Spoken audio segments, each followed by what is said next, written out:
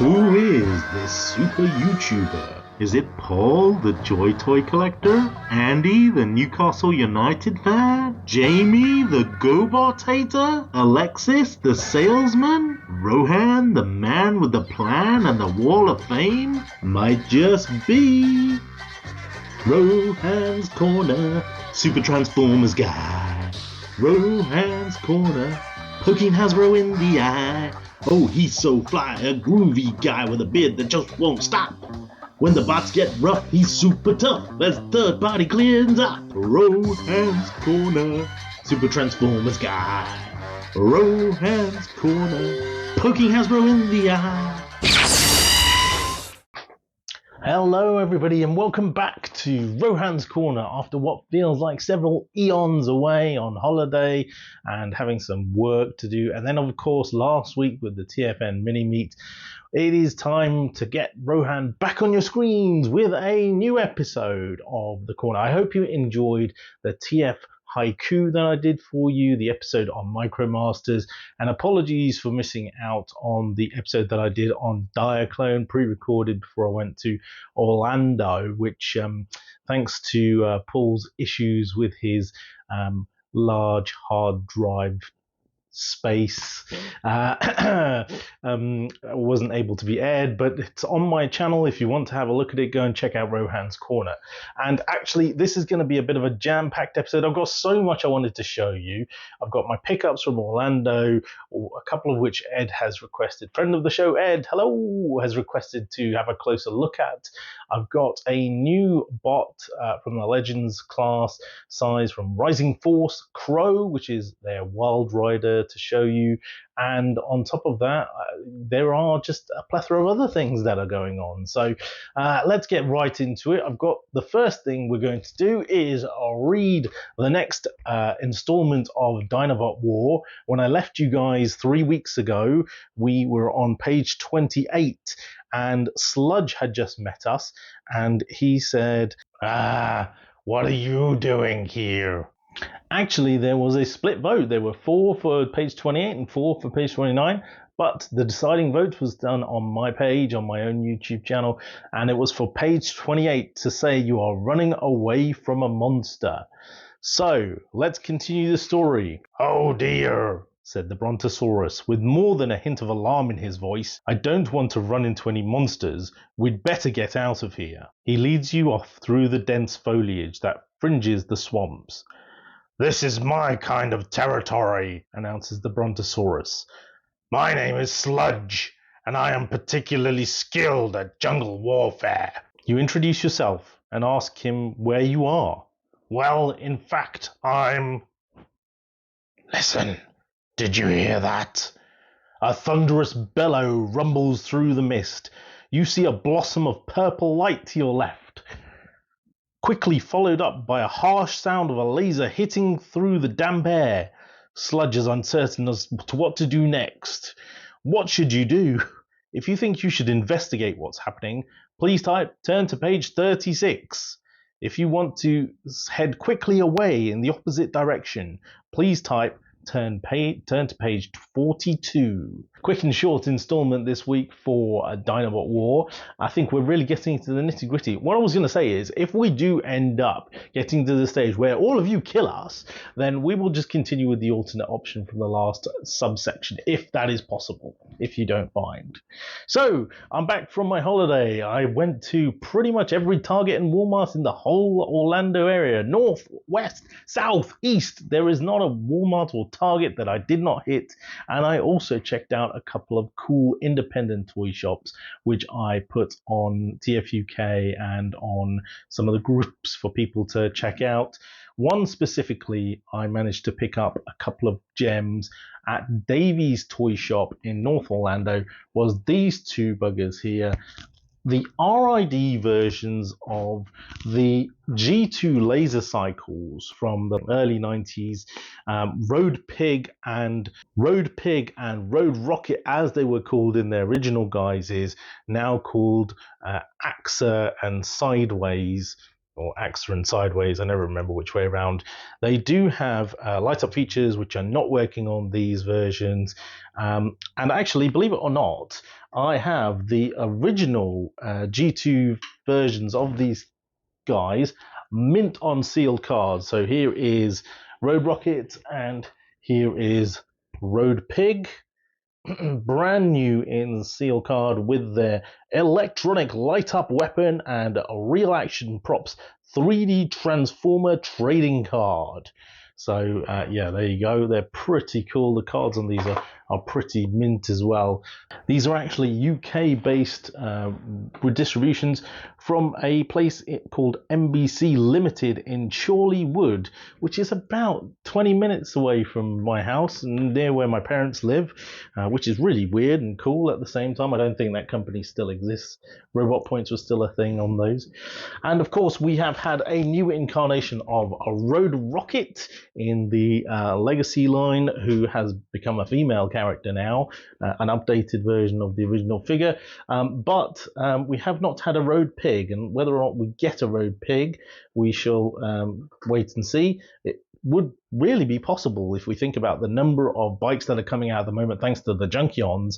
It shouldn't be too hard to retool one of those into a Road Pig, which would be pretty cool, although it would need to be sort of a American style chopper police bike to make it worthwhile.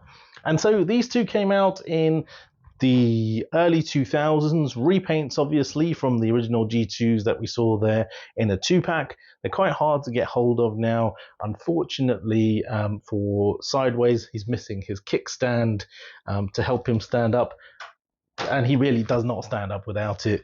Color schemes are quite nice. As I mentioned, the electronics are not working.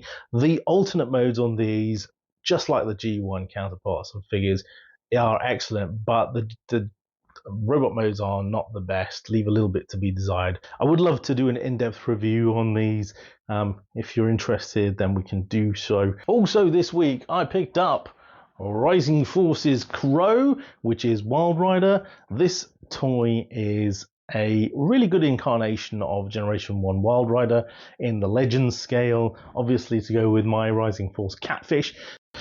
Okay, here we have the packaging for Crow in all of his Rising Force glory, very similar to what we had for Catfish. Obviously, black and white theme going on here, RF-L02 Crow and Rising Force there on the box. Not a lot more on the box other than warning and Rising Force toys, Crow, a sticker on the back, and the Rising Force logo on the top. You open it up and Crow is packaged in vehicle mode in a plastic insert with his gun and instruction box. He also comes with the spare part for Catfish in the little packet there. Right, so here we have Crow, or Wildrider, in all his G1 alt mode glory. He comes with his gun, as you'd expect, which looks pretty much like his G1 gun, which is pretty cool. And the vehicle mode is very authentic to his lush Ferrari 308 GTB style, which was one of my favorite cars growing up in the 80s. The design aesthetic of this car is absolutely fantastic, and obviously was the basis for many more that came and followed, like the Jalpa and the Countach, and it just looks brilliant all the way around, to be honest with you. There are minor differences between the way in which this guy is engineered and his partner in crime here, Catfish. Not hugely different, but yeah, there are some minor differences. They're quite small, stubby vehicles, these Rising Force cars, but you know, they're pretty cool. And of course, he does roll. Now, let's have a look at him against some of his brethren through the generations. We have Magic Square's Wildrider, a much flatter, brighter incarnation of the toy. We have Generation 1 Wildrider, who again has a brighter red to him. This Rising Force has a nice translucent red on the windows, which is cool, whereas the other two are painted, and has a swoopier design at the back, which is cool. And of course, the Legacy Wildrider here, which yeah, it's sort of reminiscent of a 308 GTB, I guess, to an extent. I mean, it's got a swooping front end and kind of has a hollow back end. It's it's okay, yeah. So in terms of alt modes, the Rising Force and Magic Square do it best.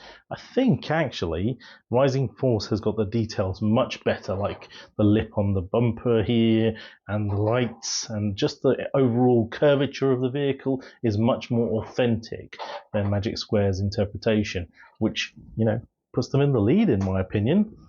Bringing in a couple more bots for alt mode comparisons, he matches up quite nicely with Magic Square figures. He's slightly longer than Hound here. He's actually on par with the Power of the Prime's Wind Charger here quite nicely. In fact, probably slightly shorter, but is wider, which kind of works quite nicely. Although this figure kind of doesn't really work with much else these days. We definitely need an updated wind charger. Mech Fans Toys Gears. Obviously Magic Square have done their own, which is a lot smaller, and you can see he's a lot bigger. And we've got, of course, the laser cycle updates that I showed off earlier. Already Axa and Sideways, who quite nicely go together, and Mech Fans Toys Blitzwing on the side there. It's just like Dead End, he can hold his weapon in the porthole in the top roof if you wish to do so, as a homage to the G1. Unfortunately, it doesn't hold very well, unlike the Dead End one. I can twist it all the way around, whereas on Dead End, if I try and do that, I twist the whole vehicle around. So, you know, it is what it is. But to be honest with you, how often are you going to be posing him like that? Probably not very. Transformation is almost identical to his brother Catfish.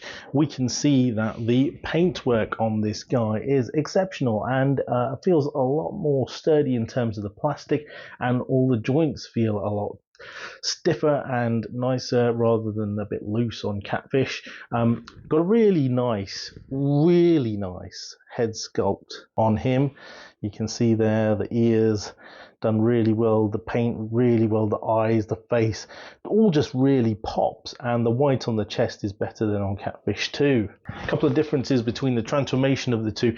The hands no longer pop in, and his knees are different. In fact, you get these extra little flaps on the back here which pop out to enable the transformation of the legs, which is kind of nice, and it also means that the clearance is better on the legs for transformation. And here we have Crow in his robot mode compared with his Wildrider brethren, and you know what a big Magic Square fan I am, and I still think Magic Square's Wildrider looks good, but I have to say the proportions of the knees, of the legs, of the chest, and the design aspects that they've put into this Rising Force figure are way better, in my opinion, than the sort of flat kind of look that we get from Magic Square on Wildrider and the other Stunticon limbs, to be honest with you. They just don't seem to have any kind of protruding or detailing which stands out as much as they do on Rising Force. And it's a very simple toy, let's be honest. At the £20 price point, including shipping from China, it looks really good compared to all of these. I say he looks by far the best Wildrider we've had. And his articulation isn't bad either. And here we have a robot mode comparison with a bunch of other Legends and some Hasbro bits and some 3P Masterpiece too. So we've got Mech Fans Toys Snarl on the left there, Hot Soldiers Ironhide. In the front we've got the Studio Series 86 Spike. At the back we have Legends Misfire and Aimless, and we have Papa Toys Hot Rod. Next to him is the Power of the Primes or Combiner Wars Bombshell, and at the back there we've got Fans Toys Spindrift. So he scales pretty nicely with all of these guys. If I bring in a couple of the smaller guys here, Magic Square Bumblebee, for example, is pretty much in scale. And then if I bring in one of my favourite little X-Transbots, Perceptor here at the front, and we can see, yeah, he's pretty small, isn't he? Good little microbot there. Right, so overall, Crow, or Wildrider as he should be known, is a cracking little bot. The only real gripe I have is about these two visible screws at the back of his hood there, which can be seen in robot mode, which is a bit annoying. And yeah, he transforms nicely, poses nicely, he's got really nice paint, and he's a good figure. For 20 quid, I can't really grumble. I couldn't get this little peg to go in properly for some reason. I may not have it lined up correctly. I'll have a play with it. I'm pretty sure I had it in correctly before, so I don't really know what's going on there. Yeah, I definitely recommend these figures from Rising Force. I'd like to see them all. I'd like to see the combined mode before I really pass judgment. But what I would say is that if only they could be made into a generation scale, I think they would make the perfect Menasor/Stunticons for the Hasbro line scale. I've been making some amendments to Catfish. When Crow, which is Wildrider, arrived, he came with a replacement part for Catfish, Dead End, to replace the midriff section. This midriff torso here, which extends and has a swivel section so his legs can come out like that. That is actually for the transformation into Menasor mode, which obviously we have not seen as of yet, but I am very much looking forward to. And then I just want to briefly show off some of the bits that I brought back from Orlando. So unfortunately for me, they seem to have landed in the UK via Amazon and Bargain Max more recently. We have the Jada Nano Metal Figs 18-pack Series 1, which includes most of the Generation 1 ARC crew with a couple of post-movie characters in there. The likes of Ultra Magnus and RC are there, but the rest are ARC crew and G1 Decepticon characters. So we get the likes of Bumblebee and Prowl, Jazz and Perceptor, Ironhide and the Seekers. They're not the most articulated. Well, there's zero articulation on these. These are plastic figurines that sit on your desk and you can look at. They have been reasonably well decorated, but if you look at the inside of the legs, then they are just plain plastic that's been cut through. Some of them have a nice metallic sheen finish to them. I also picked up Series 2, which is not out here in the UK yet. Comes with a couple of new characters, Beast Wars characters, and some of the Cybertronian Seekers and the likes of Sunstorm, etc., as well as a few extras like Battle Trap is in there for some reason. And you get a couple of extra freebies, metallic Cliff Jumper and Sunstreaker in red there. They're pretty cool. Mirage as well, who was missing from the first pack. We get double Wheeljack for some reason, double Prime, a black version of Soundwave, and yeah, so the Nemesis Prime as well.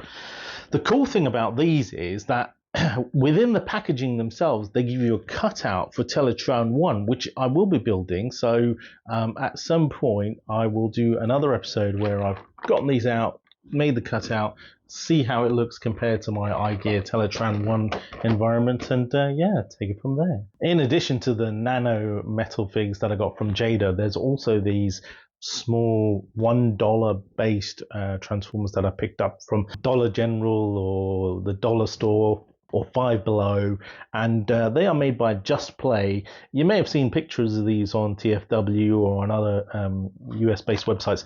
Some of the characters look okay, like Bumblebee, he looks all right. Soundwave looks pretty decent. Optimus Prime doesn't have his window chests painted for some reason, so they're red. So that looks pretty naff. And the head is not particularly good. But, you know, for $1, they're pretty much the equivalent of the set of Poundland toys that we got here in the UK, although they are different. So at some point, again, I will be showcasing an episode where I'm going to do just non-transforming figurine-based characters of Transformers and see the differences between the lots and showcase that. So anyway, that is Rohan's Corner for this week. I hope you've enjoyed, and I hope to see you again next week. Back to the studio. Transformers, Rohan's in disguise.